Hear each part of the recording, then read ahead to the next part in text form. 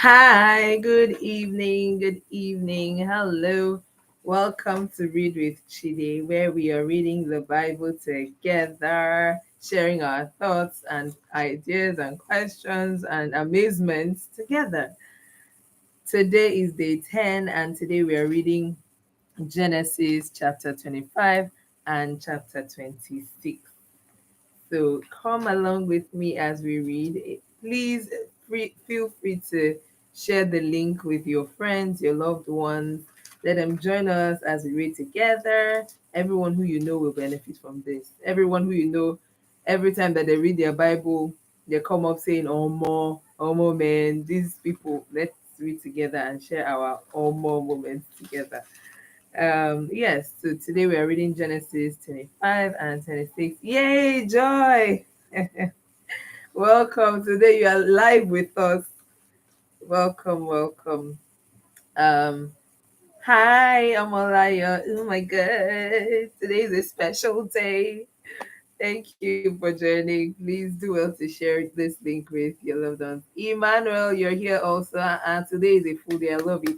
I'm giving a round of applause to everyone who is joining today because what in the full house is this? Um, we are going to go right ahead and get started. It's two chapters we're reading today, but two full chapters. And I'll go right ahead. Genesis chapter 25, verse 1. Then again, Abraham took a wife, and her name was Keturah, and she bare him Zimran and Jokshan, and Medan and Midian and Ishbak and Shua. And Jokshan begat Sheba and Dedan. And the sons of Dedan were Ashurim and Letushim and Lumim. A mouthful. And the sons of Midian, Ephah and Ephar and Hanok and Abida and Eldah, all these were children of Keturah. And Abraham gave all that he had unto Isaac. But unto the sons of the concubines which Abraham had, Abraham gave gifts and sent them away from Isaac his son, while he yet lived, eastward into unto the east country. And these are the days of the years of Abraham's life, that he lived, 160 and 15 years. Then Abraham gave up the ghost and died in a good old age, an old man and full of years, and was gathered to his people. And his sons Isaac and Ishmael buried him in the cave of Machpelah in the field of Ephron, the son of Zohar the Hittite, which is before Mamre. That was the field he purchased at that time. The field which Abraham purchased of the sons of Heth, there was Abraham buried, and Sarah his wife.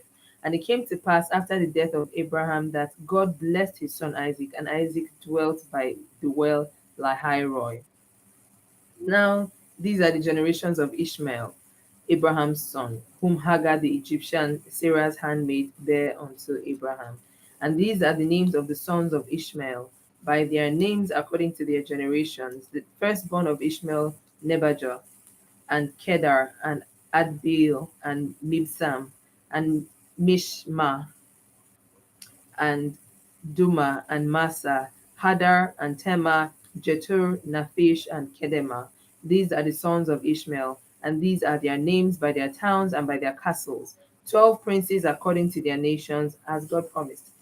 And these are the years of the life of Ishmael, 137 years, and he gave up the ghost and died, and was gathered unto his people, and they dwelt from Havilah unto Shur, that is before Egypt, as thou goest toward Assyria, and he died in the presence of all his brethren. And these are the generations of Isaac, Abraham's son. Isaac Abraham begat Isaac, and Isaac was 40 years old when he took Rebekah to wife, the daughter of Bethuel the Syrian of Padanaram, the sister of Laban the Syrian. And Isaac entreated the Lord for his wife because she was barren. And the Lord was entreated of him, and Rebekah his wife conceived. And the children struggled together within her. And she said, If it be so, why am I thus? And she went to inquire of the Lord. And the Lord said unto her, Two nations are in thy womb, And two manner of people shall be separated from thy bowels, and the one people shall be stronger than the other people, and the elder shall serve the younger. Again, remember the entire story of the Bible, Old Testament, New Testament, is all centered and focused on Christ. So, in a case like this, you ask yourself, what does this mean? If you take your time and study, you realize this was the elder will serve the younger, was so that God can show election by grace, not by who came first or who was born first or who is the elder, but election by grace. Verse 24. And when her days to be delivered were fulfilled, behold, there were twins in her womb, and the first came out red all over like an hairy garment, and they called his name Esau. And after that came his brother out, and his hand took hold of Esau's heel, and his name was called Jacob. Right from the womb, the guy has been trying to overtake. And Isaac was 80 years old when she bare them. Isaac was 60. So they waited 20 years before they had children. And the boys grew, and Esau was a cunning hunter, a man of the field, and Jacob was a plain man dwelling in tents. And Isaac loved Esau because he did eat of his venison, but Rebekah loved Jacob. And Jacob sawed pottage, and Esau came from the field, and he was faint. And Esau said to Jacob, feed me, I pray thee, with that same red pottage, for I am faint. Therefore was his name called Edom. And Jacob said, sell me this day thy birthright. And Esau said, behold, I am at the point to die, and what profit shall this birthright do to me? And Jacob said, swear to me this day. And he sware unto him, and he sold his birthright unto Jacob. Then Jacob gave Esau bread and pottage of lentils, and he did eat and drink, and rose up and went his way. Thus Esau despised his birthright. There is no how the hunger was doing you, that because you went to the field all day, you have come back, now you're hungry. You say, this hunger, I'm at the point of death. What's my birthright to me? Take this. Wow. But verse 34 says it clearly. Esau despised his birthright. Now, Genesis chapter 26, verse 1. And there was a famine in the land beside the first famine that was in the days of Abraham. And Isaac went unto Abimelech, king of the Philistines, unto Gerar. And the Lord appeared unto him and said, go down into Egypt, dwell in the land which I shall tell thee of. Sojourn in this land, and I will be with thee, and I will bless thee, for unto thee and unto thy seed I will give all these countries, and I will perform the oaths which I swear father. And I will take thy seed to multiply as the stars of heaven, and will give unto thy seed all these nations, and in thy seed shall all the nations of the earth be blessed. These were the promises that God had made to his father Abraham, that God was extending to him now. Because that Abraham obeyed my voice and kept my charge, my commandments, my statutes, and my law. So see how the blessings of the father were extending to the child, right? Verse 6. And Isaac dwelt in Gerar, and the men of this place asked him of his wife, and he said, she is my sister, like father, like son. The same thing his father did twice. That's what he's practicing now. And he said, she's my sister, for he feared to say she is my wife, lest, said he, the men of the place should kill me for Rebekah, because she was fair to look upon. And it came to pass, when he had been there a long time, that Abimelech, king of the Philistines, looked out a window and saw, and behold, Isaac was sporting with Rebekah his wife. And Abimelech called Isaac and said, behold, of a surety she is thy wife. She is thy wife. And how saidst thou, she is my sister? And Isaac said to him, because I said, lest I die for her. You're gonna kill me and take my wife. I don't want to die. So I'm gonna lie to you and say she's my sister, knowing she's my wife.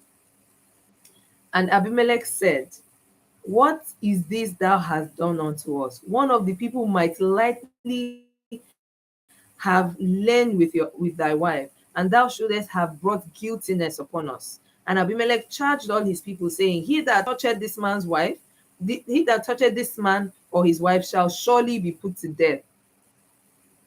Then Isaac sowed in that land and received in the same year an hundredfold, and the Lord blessed him. And the man waxed great and went forward and grew until he became very great. For he had possessions of flocks and possession of herd and possession of and great store of servants, and the Philistines envied him. For all the wells which his father's servants had digged in the days of Abraham his father, the Philistines had stopped them and filled them with earth. Hi, Olamide, welcome.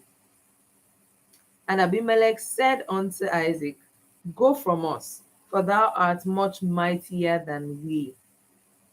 And Isaac departed thence and pitched his tent in the valley of Gerar and dwelt there. And Isaac digged again the well of water which they had digged in the days of Abraham his father, but the Philistines had stopped them after the death of Abraham, and he called their names after the names by which his father had called them.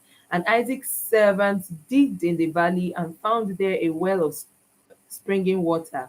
And the herdmen of Gerar did strive with Isaac's herdsmen, saying, The water is ours. And he called the name of the well Esek, because they strove with him.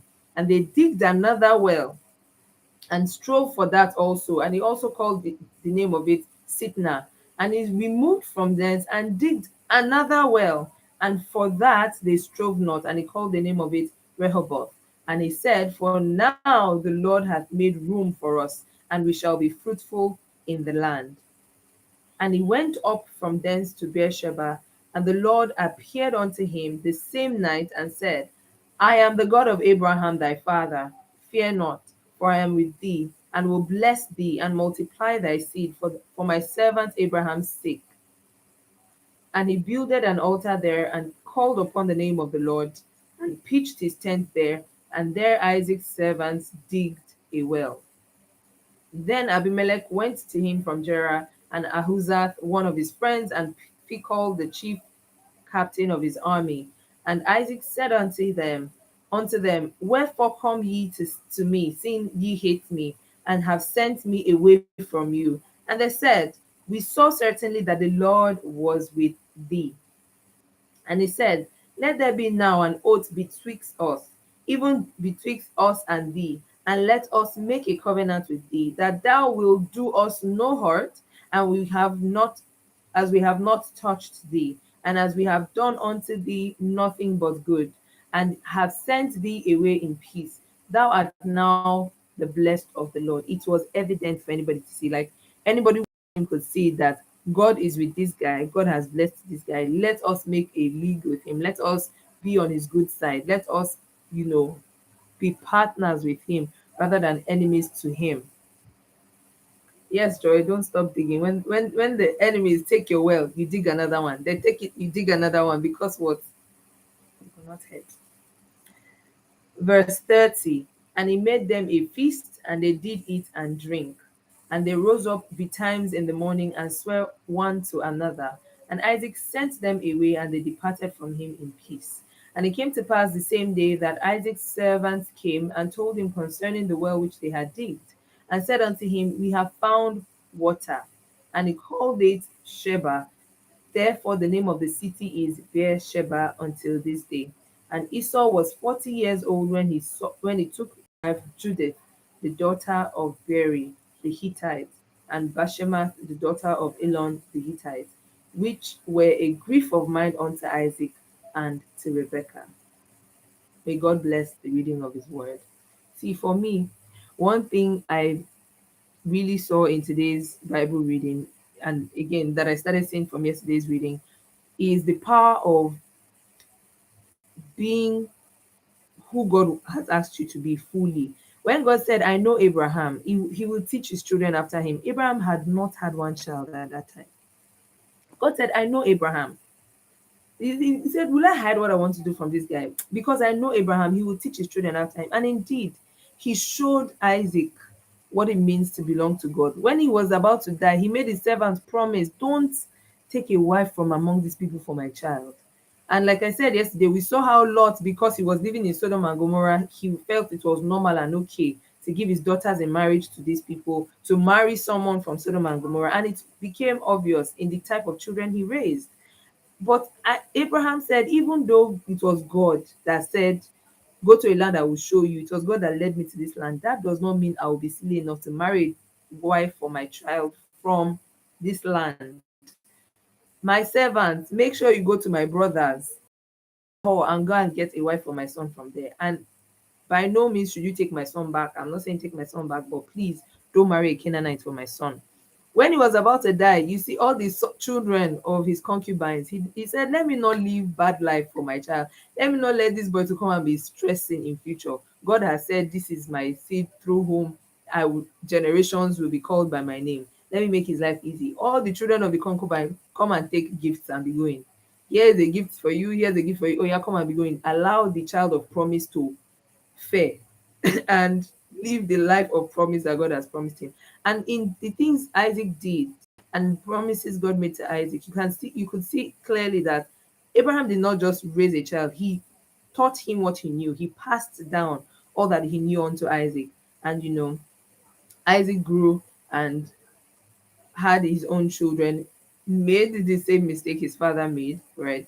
And then kept on with the relationship with God because his father had taught him right. So one thing that really stands out to me in these two chapters we read today is to be intentional about raising our children in the way that God has laid down for us to remember who we are, what God has called us to do, the name He has called us, what He has called us to do, and to live our lives based on that day in, day out, especially when we have children, to leave that legacy. Yes, legacy. That's the word I've been looking for. Legacy. That is the word I've been looking for. That is my one word for today's reading. Legacy. Leaving the right legacy for your children in Christ. Yes. Please share with me what your one word from today is, what that one thing you've learned from today's reading is. Um, Thank you, Joy, for joining me today. This is Joy's first time of joining us live and not watching the replay is only. So thank you, Joy, for joining. Thank you, Delaya, for joining. Thank you, Emmanuel. Thank you, Olamide. If you join and you don't comment, how shall I know? How shall I know you joined? So please do well to comment as much as is within your power during the live streaming. Thank you for joining me tonight. Do well to join us tomorrow. Tomorrow will be day 11. So we've crossed 10 days. Congrats to us. We've crossed 10 days. We are going all the way through the Bible in 1 year. So do well to invite your friends to join us tomorrow, next tomorrow, every day going forward. Share this with them. Let them watch the replay so that they can hold on. They can, banter with us as we read and, ask questions together, figure things out together as we read the Bible together. Hold our chests together when these Bible people are being weird, and all of that. Have a lovely night's rest. See you tomorrow.